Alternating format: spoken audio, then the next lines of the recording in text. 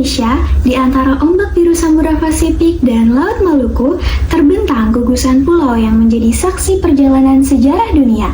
Tempat di mana cengkih dan pala pernah lebih berharga daripada emas, di mana gunung-gunung berapi berdiri gagah di tengah laut yang tenang. Inilah Maluku Utara, provinsi kepulauan yang menyimpan rahasia geografi, kekayaan alam, dan dinamika manusia yang menakjubkan.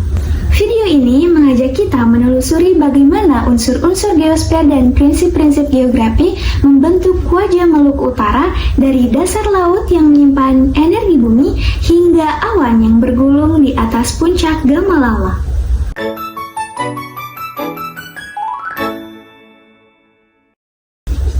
Maluku Utara terbentang di antara 3 derajat lintang selatan hingga 4 derajat lintang utara dan 126 derajat bujur timur hingga 129 derajat bujur timur.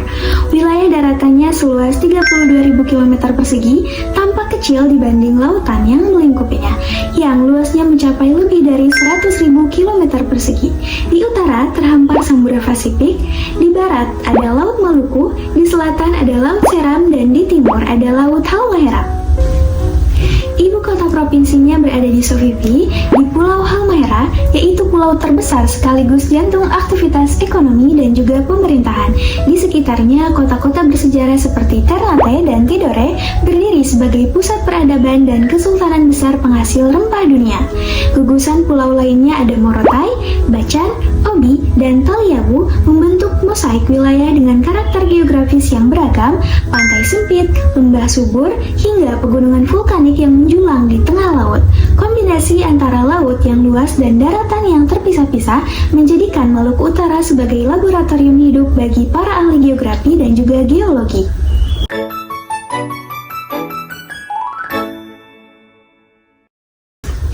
Letaknya yang dekat dengan garis khatulistiwa membuat sinar matahari tercurah sepanjang tahun, menciptakan suhu hangat antara 26 hingga 32 derajat Celcius dengan kelembapan tinggi. Kondisi iklim tropis lembab ini menjadikan vegetasi tumbuh subur di lembah dan lereng gunung. Sementara, lautnya yang jernih mendukung kehidupan ribuan spesies ikan dan juga karang. Namun, jarak dan keterpisahan antar pulau membawa tantangan tersendiri. Dari Jakarta ke Ternate terbentang jarak sekitar 2.400 km dan dari satu pulau ke pulau lain seringkali hanya dapat ditempuh dengan kapal. Nah, saat cuaca memburuk, gelombang tinggi bisa memutus pasokan bahan pokok dan memperlambat aktivitas ekonomi. Keterbatasan infrastruktur ini menjadikan transportasi laut sebagai urat nadi utama kehidupan masyarakat kepulauan. Permukiman tumbuh mengikuti bentuk alamnya. Di pesisir, rumah-rumah kayu berdiri di atas tiang untuk menghindari banjirop, sementara di lereng gunung, kebun pala dan cengkih membentuk pola terasering mengikuti kontur tanah. Dari laut ke darat, dari daratan ke gunung, setiap ruang dimanfaatkan sesuai potensinya, mencerminkan adaptasi manusia terhadap alam yang keras namun tetap dermawan. Gunung-gunung berapi seperti Gamalama, Dukono, dan Ibu tidak hanya menjadi penanda landscape, tetapi juga sumber kehidupan. Letusannya memang membawa resiko bencana, namun material vulkaniknya menciptakan tanah yang subur untuk pertanian. Di kaki-kaki gunung inilah tumbuh kebun rempah yang sejak berabad-abad lalu mengundang kedatangan bangsa-bangsa dari seberang samudra.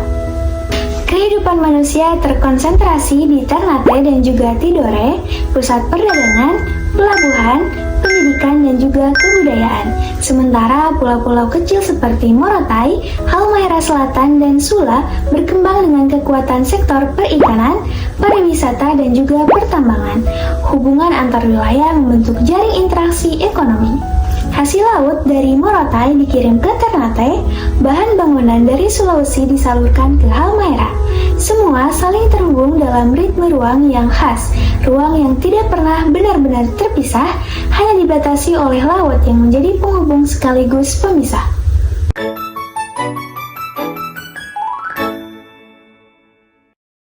Langit Maluku Utara berada di bawah pengaruh iklim ekuatorial lembab dengan curah hujan tahunan mencapai 2 hingga 3.500 mm. Hujan paling sering turun antara bulan Juni hingga Agustus, sementara bulan kering terjadi pada akhir tahun. Awan konvektif kerap muncul tiba-tiba menurunkan hujan deras yang menyuburkan tanah namun juga menyulitkan pelayaran. Karena bumi Maluku Utara adalah bagian dari sabuk gunung api aktif Indonesia Timur, tanah andosol dan latosol, hasil dari pelapukan abu vulkanik menjadikan lahan-lahan di Halmahera dan Ternate sangat subur. Namun di balik kesuburan itu tersimpan logam berharga, nikel di Obi dan juga Halmahera Tengah, emas di Gosowong yang kini menjadi komoditas penting dalam industri baterai dunia. Pertambangan membuka lapangan kerja tetapi juga menimbulkan luka ekologis, erosi, sedimentasi, dan pencemaran logam berat di sungai-sungai sekitar. Sementara itu, Laut Maluku Utara adalah bagian dari segitiga terumbu karang dunia. Lebih dari 400 spesies karang dan 800 jenis ikan hidup di perairan jernihnya yang bersuhu sekitar 29 derajat Celcius. Kekayaan bawah laut ini menjadikan wilayah seperti Boracay dan Taliabu surga bagi penyelam dan juga wisatawan. Namun, suhu laut yang meningkat akibat perubahan iklim mulai memutihkan karang di beberapa lokasi, pertanda rapuhnya keseimbangan ekosistem. Di hutan tropis Halmahera dan juga Bacan, kehidupan liar masih bertahan. Burung bidadari Halmahera menari di antara pepohonan, nuri Ternate berkicau di pagi hari, dan kuskus melompat di dahan. Namun, deforestasi terus mengerus habitat mereka. Data menunjukkan kehilangan hutan mencapai 2.000 hektar per tahun akibat ekspansi tambang dan juga perkebunan kelapa sawit.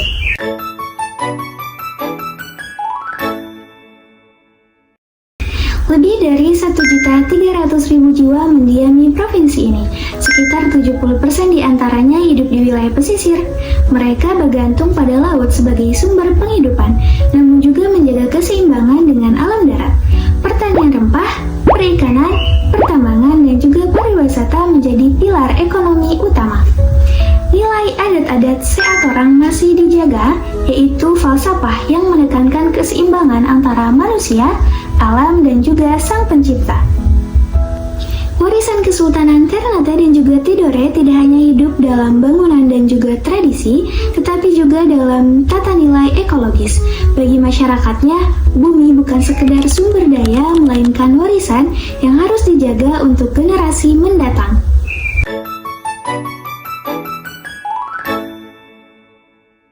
Maluku Utara adalah provinsi kepulauan vulkanik dengan lebih dari 390 pulau besar dan juga kecil.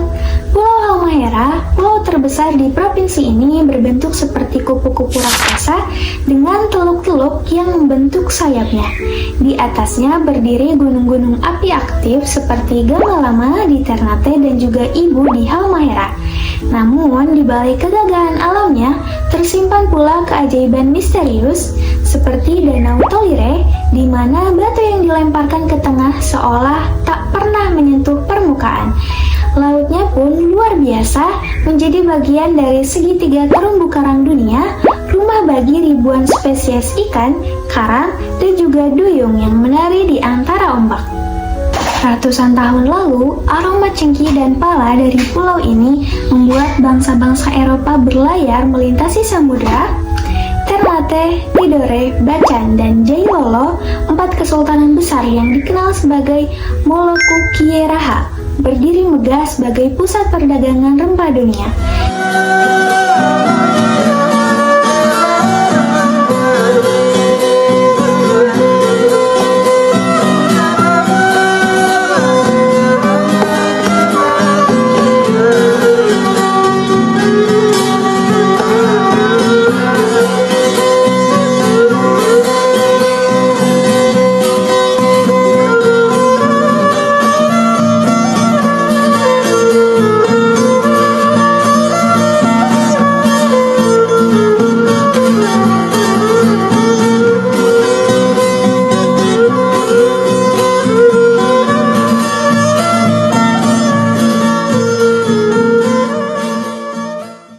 Kesultanan Ternate bersekutu dengan Portugis, sementara Tidore menggandeng Spanyol.